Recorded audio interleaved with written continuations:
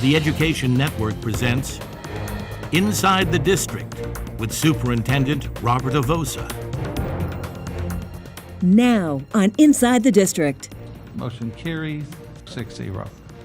That vote sets in motion a sales tax decision for you come November. Plus, restructuring the district's top leadership, the reasoning behind the shuffle. Jumping ahead, why the superintendent, students, and staff are skipping rope. And a student delivers a super surprise for the superintendent. Hello and welcome to Inside the District with Superintendent Robert Avossa. I'm your host, Claudia Shea. Dr. Avossa, thank you so much for joining us once again. I appreciate it. Thanks for the opportunity.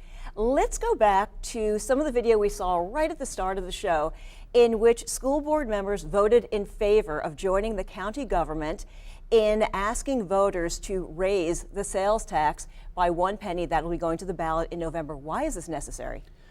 Well, it's necessary because during the downturn in the economy, during the recession, many of the local governments, including our own, our school district, were not able to keep up with the kinds of maintenance, facility issues that we face. We had to keep deferring that because their dollars weren't there.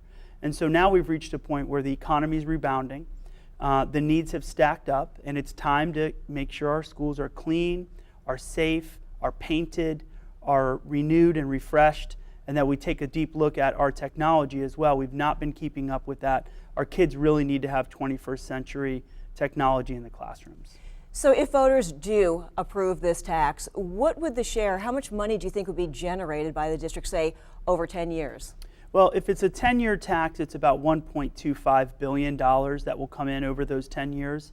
The vast majority of those dollars, again, are for maintenance, security, upgrading security cameras, but really it's basic things. They're not wants, they're needs, making sure that our buildings are safe and meet all the required code, etc. Our district, of course, is enormous. We're talking, 30 million square feet of infrastructure. So will these repairs be made by our in-house workers or outside sources, or how will this work? Well, one of the unintended benefits of doing a large, comprehensive maintenance program like this is that it really does spur the economy. We're talking about the creation of thousands of jobs right here in our own backyard, construction workers, technologists, etc., who have to do this work. The work really, the vast majority will be done outside of the school district. We do have people in-house that maintain our buildings, but this is more large-scale projects like doing a complete re-roofing of a building. We don't have folks that do that. We have individuals that might be able to paint schools and pressure wash schools and upgrade some of that. But the vast majority of the work will have to go to the private sector and say, hey, look, we need help. We've got these projects. And then they would go through a bidding process to get the work. So it sounds like most of this work is major overhauls, not just little repairs, putting a Band-Aid on something. How did the district fall so far behind in repairs?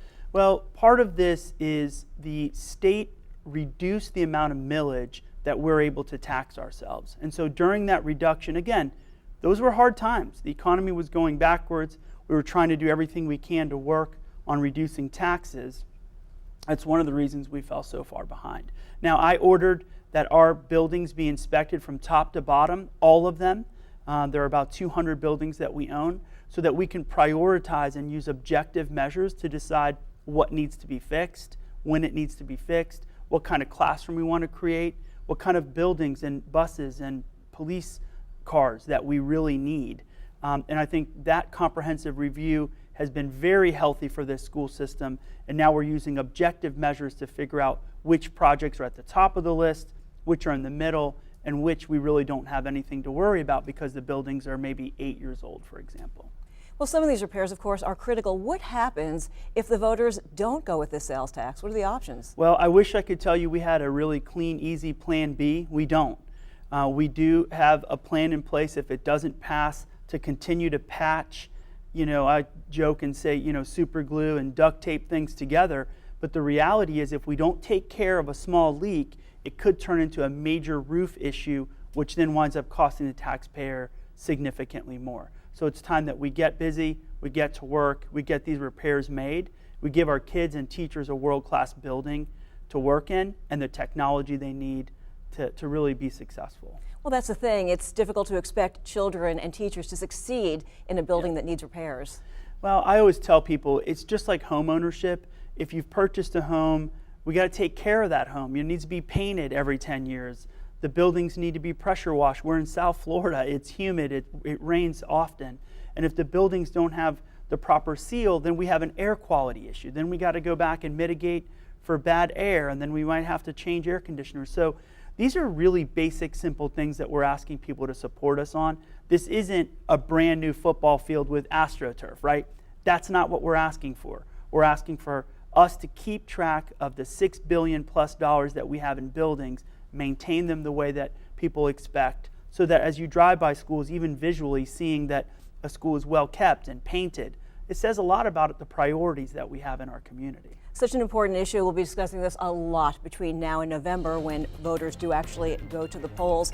One of many issues, though, we would like to speak to Dr. Avossa about today. After the break, we're also going to be talking about changes in top leadership in the district. Stay with us.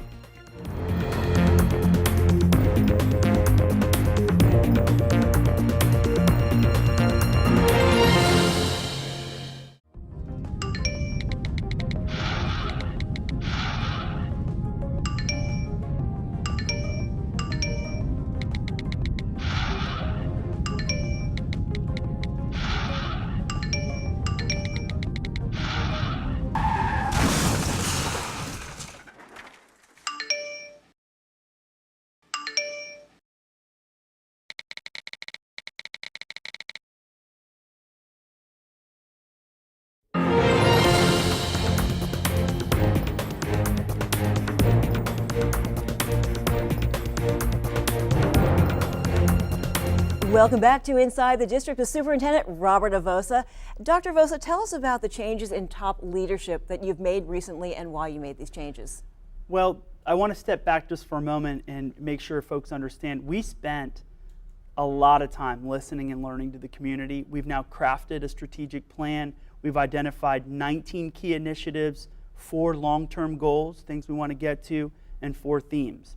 And so now that we've created all this work, we need to organize ourselves around that work to make sure that we deliver on the commitments we've made to the community. So that's why we've reorganized the central office. We're trying to make it leaner, flatter, right? More flat, take out some of the redundancy, and then move towards providing more service to our schools. I've heard you mention that this reorganization is actually going to be putting money back into our schools. How is that? So what we've done is we've identified several redundancies, which means we had people doing the same jobs but in different silos. And so we've removed those positions and said, look, if we want to try to solve problems at schools, we need to move more teachers, more specialists, more reading individuals back to the schools. And so we identified $5.5 million that'll be going right back to the neediest schools, schools where kids aren't reading on grade level, schools that are chock full of students who are living in poverty that could really use the extra assistance. So that's the first move around the reorganization. We move dollars back to the schools. We have a couple of other things that we're going to be rolling out in the next few months that will continue to shave off the costs that we have in central office and moving those back to the classroom where they belong. Now, some of the administrators were from outside this district. How did you make your decisions on who you hired? Well, we've got 2 layers that I think are most critical for the way we organize the district. How we supervise our principals. We made sure that the number of schools that they supervise is a little smaller. We've reduced the overhead by removing, again, some redundancy. And of those 13 individuals, 3 are from outside the school district, 10 are from within, 7 of which had been promoted right out of the principalship. So we've got a nice blend of people from the outside who can bring new ideas, new energy, new thoughts, as well as some internal people who really know the work here in Palm Beach. That's at the principal supervisor level. Now at the executive cabinet level, which are folks that report directly to me, we did bring in some outside individuals, and we searched the nation, bringing in people that top line individuals who can really help us take this district from where we are to excellence. And that's really what I heard this entire first year was people want better results, they want us to be leaner, they want us to be more cost effective, and they want what's best for kids and teachers. Well, some of those top administrators recently spoke before the board, so let's listen in about what they had to say. Board and Chair and Dr. Avossa, I thank you so much for this opportunity. I'm excited about learning, assessing, and doing everything in my power to make sure that we improve every day. I'm excited to be back in South Florida. I'm originally from Hialeah, Florida, a graduate of Miami-Dade Public Schools. And after that, I was in Orange County Public Schools for a very long time. But it's exciting to come back to see what great things are being put in place here in Palm Beach schools. And I'm just getting ready to get back to work and into learning and getting all this great information. I'm very humbled and honored that I've been given the opportunity to be in this new role, the Assistant Superintendent of Student Services, Equity, and Access. And so it's very humbling, and I know that this is going to be a big pillar in the work that's going to come here, part of our strategic plan and our long-term outcomes and our initiatives. I know it's going to be some important work, and I'm up for the challenge. I am so humbled and excited to be here at such a time as this, as you all embark on what's really necessary, but also courageous work in your strategic plan. Well, there's a lot of excitement that we're building here internally. And it's important that people know our new leaders, whether they're promoted from within or they come from outside the state or the county. So I'm looking forward to introducing them to the community and having them here with us on our future show. We would love to do that. Now tell us how these institutional changes will actually be felt by children in the classroom and by teachers. Well, for me, it's all about alignment. I talk a lot about what are our top priorities. You know, if we say it's important that all kids read by 3rd grade, then we need to make sure the systems that we put in place support that. So are we investing in high quality pre-K? The answer is not enough, and we're going to be doing just that. We're looking at doubling the number of seats available in our pre-K schools. You know, do we want to make sure that we invest on the front end where kids are starting 3rd grade already on grade level, as opposed to spending millions of dollars on remediation programs once they haven't met that target in 3rd grade? So it's really a laborious amount of work ahead of us, but we know it can be done. There's other parts in the country that are doing that. So it's going to start first on aligning our resources, making sure people understand what we expect, and then driving hard on the execution part. That's what this is all about, making sure that what happens in the classroom is high quality, not just within one school, but across the whole district. Well, and speaking of work and looking on a national level, you're also wearing a new hat, Chiefs for Change. Can you tell us about that organization and what you'll be contributing to that? One of the things I think is so important for any chief executive officer is to make sure that they're connected with others who are doing good work across the country.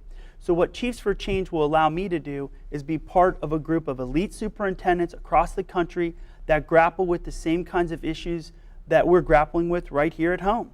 And I'll be able to get ideas and thoughts and, you know, bring back some real thoughtful ways to solve problems that we're facing based on maybe the success someone's having in Denver or in Massachusetts somewhere. And that's a real interesting and great opportunity for me.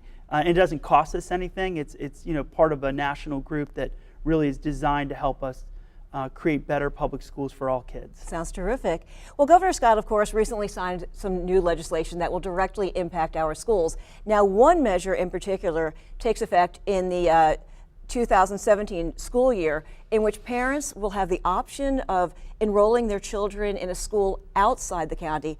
How would that work, and what do you feel about that? So it's not just outside the county, it's also within the county. So for example, if you live in Boynton Beach, but as a parent you work in West Palm Beach, for example, you may say, well, it'd be really good if my kid went to school near my work. So you might say, well, that school has vacancies in terms of student spots, right? If the school's overflowing with kids, then you can't do the transfer. But if there are spots available, then parents will be able to say, I'd like to move my child to that school.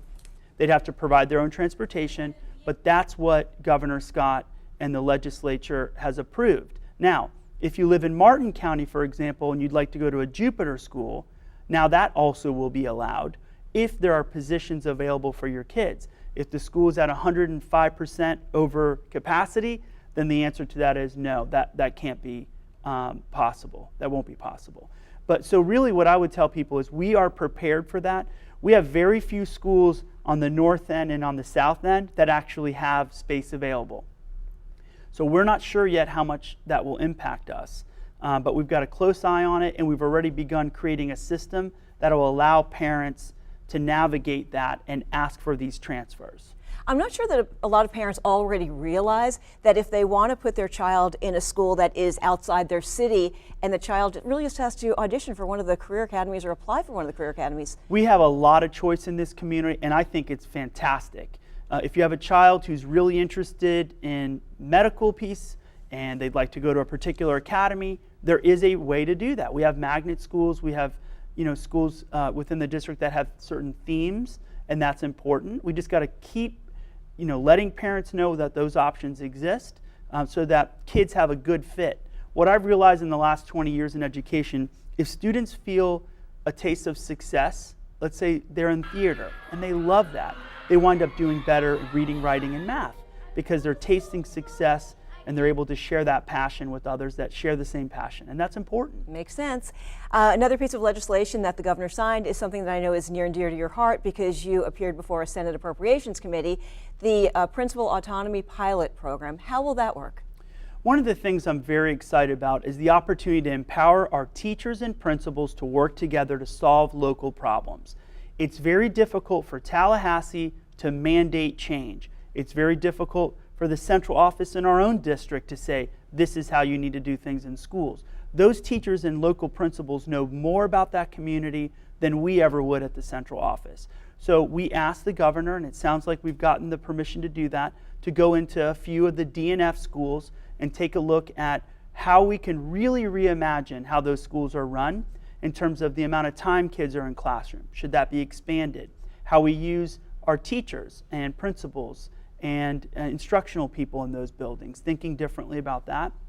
And I think, and I've seen this firsthand, my last school district, we used a very similar model and we saw significant gains because nobody knows more what to do for those local kids than the teachers that work in that building and the principals and parents collaborating and working together on how to use their time, people, and money. So it's hard work, it's not easy, but I'm glad to be able to be a pilot. Hopefully we can show that that model can work right here in Florida. And when will will this start with the new school year? No, this will start 17 as well, also? Which will give us some time to identify which schools might be, willing and able and capable, really, in most ways, of doing this work. 'Cause it's a little different, it's a little outside the box.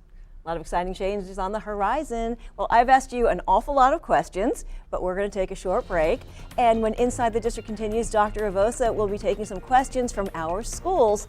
And we'll also find out why Superintendent Avossa recently skipped his suit and tie in favor of skipping rope. Stay with us.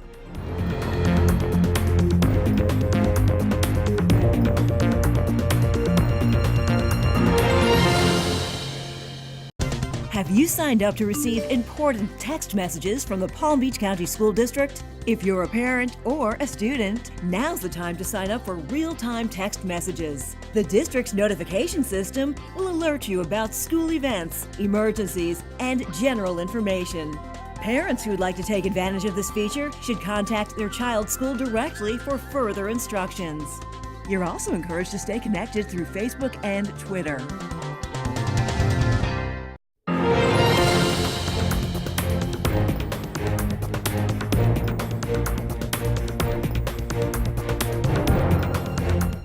Welcome back to Inside the District with Superintendent Robert Avossa. Are you ready to start taking questions in our segment that we call Ask the Superintendent? I'm ready. Let's do it.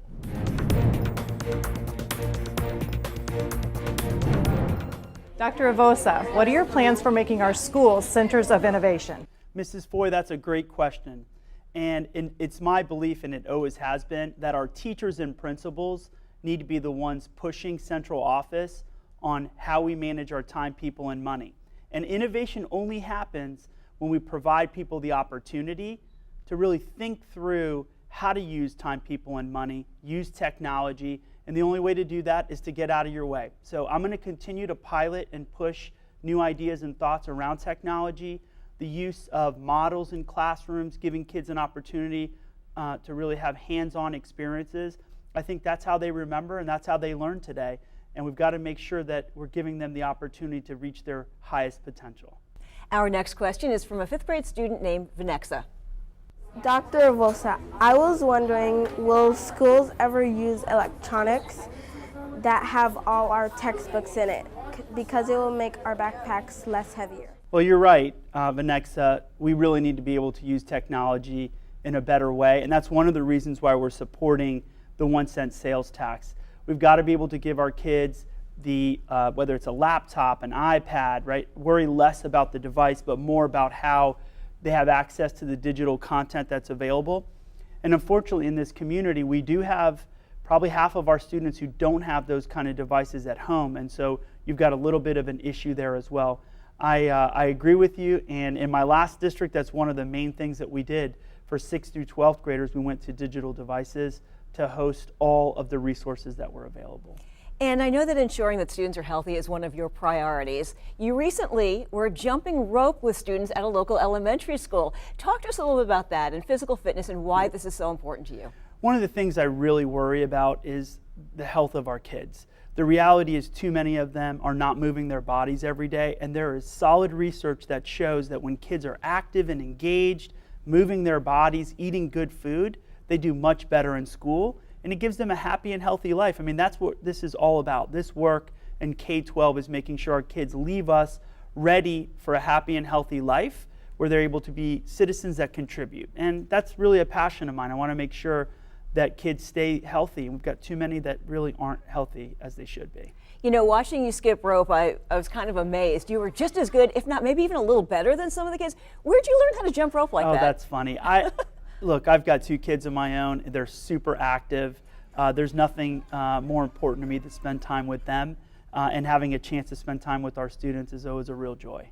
I remember after complimenting you on skipping rope, I asked you if there was anything you can't do. Do you remember your reply? I don't. You don't?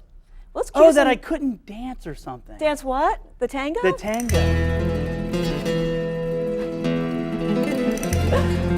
Dr. Avossa, I would like you to meet Keandra, your tango dancer from Dreyfus School of the Arts. I don't know how to dance the tango. You're about to learn. Oh my gosh. So what do you do? I have no idea.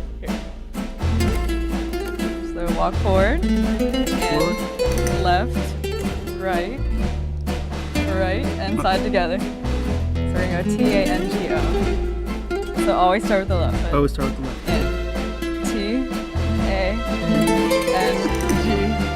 There you go.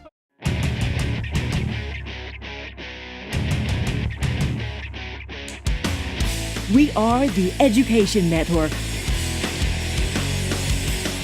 We are your source for live coverage. Bringing you news impacting your students, your schools, and your community. We are covering the district, on campuses, in the classroom, throughout the community.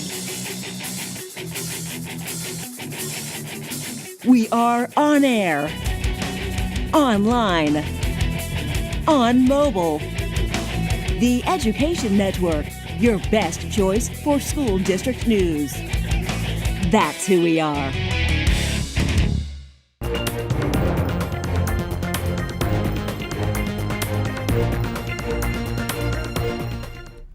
Welcome back to Inside the District, Dr. Avossa. Thank you for being such a great sport. Well, you caught me off guard a little bit. I'd have to say I'm not often surprised, but I think you did a good job today. Well, job well done then. And Keandra, thank you so much for being with us. Of course. Thank you. Well, I'm excited about the opportunities that you've had at Dreyfus. We talked a little bit during break. Tell me a little bit about your experience there. What have you been focused on? I'm in the dance program, and it's been an awesome 4 years there. And we focus a lot on contemporary and ballet there. So Wonderful. That's awesome. Well, sorry, I'm a terrible dancer, as I No, just showed. it's okay. You got My good dad would be rhythm. so upset with me because we're from Italy, and they definitely do the tango and lots of other dancing there. So tell me about, why is it important to have schools like Dreyfus? I mean, there's no other schools like it. It's probably one of the only high schools, and it just shows kids we all come together to join the arts, and we all have one passion. So. All right, so you're in 12th grade. What's next year look like for you? What do you plan on doing? I'm going to Montreal in Canada at Concordia Wow. for contemporary. So Well, your family must be so proud of you. We are here, and I just appreciate you coming out here today. It's a good way to also expose our community to the great things that are happening in our schools. So, And he has some natural ability, don't you think? I don't It's good know. I think- rhythm. It's well, good. Some rhythm. I'm We'll not see a so little bit sure. more of that, All okay? right. All right. Well, thank you so much for tuning into Inside the District with Superintendent Dr. Robert Avossa. This is brought to you by the Education Network, keeping you informed and obviously entertained. Do you guys want to dance us into break? Sure, let's Okay, try it go again. for All right. let's go. All right, now you got to remember this. All right. So starting We're with gonna go back left. You're gonna go forward. So walk forward 3 steps. 1, 2, 3, and side together. G. Good. All right, let's go the other way. And let's go to music. 6, 7, 8. T, A, N, G. Oh, good. All right, T. A, N, G.